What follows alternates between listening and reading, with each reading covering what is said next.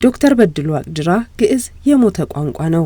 ግዕዝ ለተማሪዎች መሰጠት የለበትም ማለታቸው ከፍተኛው ዝግብ አስነስቷል። የአዲስ አበባ ዩኒቨርሲቲ የቋንቋና የሥነ ጽሑፍ መምህር የሆኑት ዶክተር በድሉ ዋቅጅራ የግዕዝ ትምህርት በአንደኛ ደረጃ ትምህርት ቤት መሰጠቱ እርባና ቢስ ነው ሲሉ ከቢቢሲ ጋር በነበራቸው ቆይታ መግለጻቸው ተቃውሞን አስነስቶባቸዋል። ዶክተር በድሉ በኢትዮጵያ ስነ ጽሑፍ ታሪክ ውስጥ አንቱታን ካተረፉ ባለሙያዎች በቀደምትነት የሚጠቀሱ ናቸው። በአንድ ወቅት በውጭ ሀገር በሚኖሩበት ጊዜ ልጃቸው ሀገር ማለት ምን ማለት ነው ብላ ጠየቀቻቸው። እሳቸውም ለልጃቸው ለማስረዳት ሀገር ማለት ብለው እጅግ በጣም በሚገርም መንገድ ስለ ሀገር ክብርና ፍቅር ተንትነዋል። በአንድ ወቅት ከልጅ ወንድሜ ጋር ባደረጉት ኢንተርቪው ላይ ዶክተር በድሉ ሀገር ማለት ወንዙ፣ ሸንተረሩ፣ ሜዳው፣ ባላገሩ፣ በምድሩ ላይ የተሰሩት ቤቶች፣ ሜዳው፣ አእዋፉ፣ ቋንቋው ወዘተ ብለው ገልጸው ነበረ። ባጭሩ ሀገር ማለት ሰው ብቻ አይደለም፣ ሰው በአምሳሉ የፈጠረው የፈጠራ ውጤትንም ይጨምራል ብለው ተናግረው ነበር። ግና ዛሬ ያልሞተን ህያው የሆነን ቋንቋ ለምን የሞተ ነው አሉ። ቀጥለን የምናቀርብላችሁ ይሆናል። ሰላምና ጤና በያላችሁበት ተመኘን። ውድ የኢሳግ መዝናኛ ቤተሰቦች ወቅታዊ አዳዲስና ታማኝ መረጃዎችን እንዲሁም አዝናኝና አስተማሪ ታሪኮችን እየዳሰሰ ወደ እናንተ ውድ ተመልካቾቹ ይዞ ይቀርባል። ከናንተ የሚጠበቀው ቻናላችንን ሰብስክራይብ ማድረግ እንዲሁም ቪዲዮ ለብዙ ሰዎች እንዲደርስ ላይክ እና ሼር ማድረግ ብቻ ነው። ግዕዝ የሞተ ቋንቋ ነው የሚሉት መምህር በድሉ ይህንን ቋንቋ እንደ አንድ የትምህርት አይነት ከ3ኛ ክፍል ጀምሮ መሰጠቱ እርባና የለውም ብለዋል።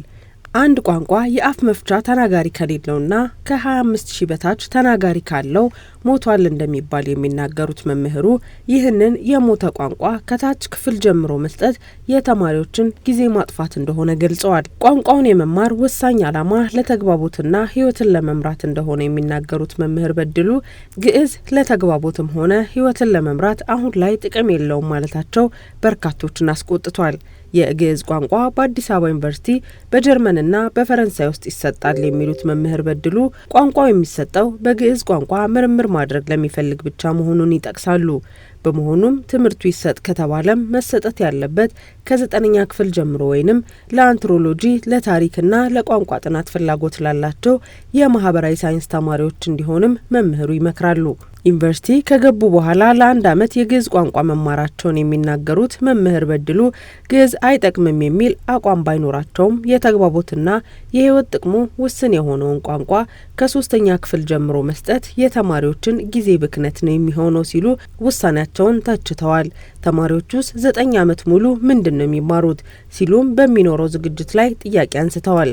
የግዕዝ ቋንቋ ትምህርት በሙሉ ትግበራ ከ3ኛ ክፍል ጀምሮ መሰጠት የተጀመረው ባለፈው ዓመት ቢሆንም በመምህራን እጥረት ምክንያት በክልሉ በሚገኙ ሁሉም ትምህርት ቤቶች ማዳረስ ሳይቻል ቀርቷል።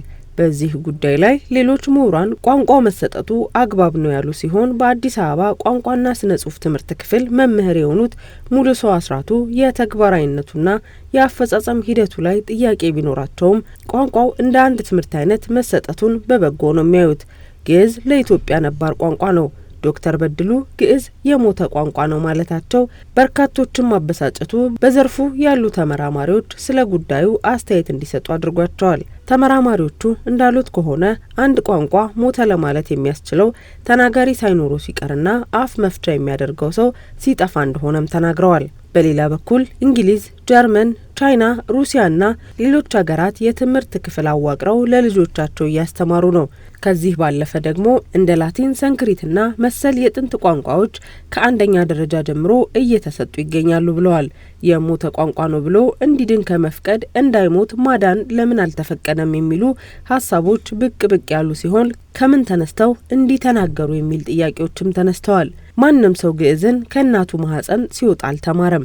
ምክንያቱም ደግሞ ግዕዝ እንደ አማርኛ፣ ትግርኛ ወይም ኦሮምኛ በማህበረሰብ ውስጥ በየዕለት ለዕለት ተዕለት ውይይት ስለማይጠቀሙት። ነገር ግን በኢትዮጵያ ኦርቶዶክስ ተዋሕዶ ቤተክርስቲያን ግዕዝ የሃይማኖት ቋንቋ ነው። ማለትም ስነ ጽሑፍ፣ ጸሎት፣ ዝማሬ፣ ቅዳሴና ሌሎች ሃይማኖታዊ ስርዓቶች በዚህ ቋንቋ ይካሄዳሉ። በመቶዎች የሚቆጠሩ ካህናትና ሊቃውንት ግዕዝን ያነባሉ፣ ያውቃሉ፣ ያስተምራሉ። የአማርኛው ፊደል አቦጊዳ በቀጥታ ከግዕዝ ፊደል ነው የተገኘው። በመሆኑም ግዕዝ አሁንም በኢትዮጵያ የጽሑፍ ባህል መሰረት ነው። ግዕዝ በቤተ ክርስቲያን ትምህርት ቤቶችና በሌሎች ትምህርት ተቋማት ላይ ይማራል። ግዕዝ ለኢትዮጵያውያን ብሔራዊ ማንነትና ባህል በጣም አስፈላጊ የሆነ ምልክት ነው። በዚህ መልኩ ግዕዝን ከሞቱ ቋንቋዎች እኩል መመደብ ማለትም ለምሳሌ ሱመርኛ ወይም ጥንታዊ ግሪክ ጋር ማነጻጸር ትክክል አይደለም ሲሉ በርካቶች ተናግረዋል። እናንተ በዚህ ጉዳይ ላይ አስተያየታችሁ ምን ይመስላል? ኮሜንት ላይ አስቀምጡልን። ለዛሬ አብቅተናል። ቸር ቆዩን።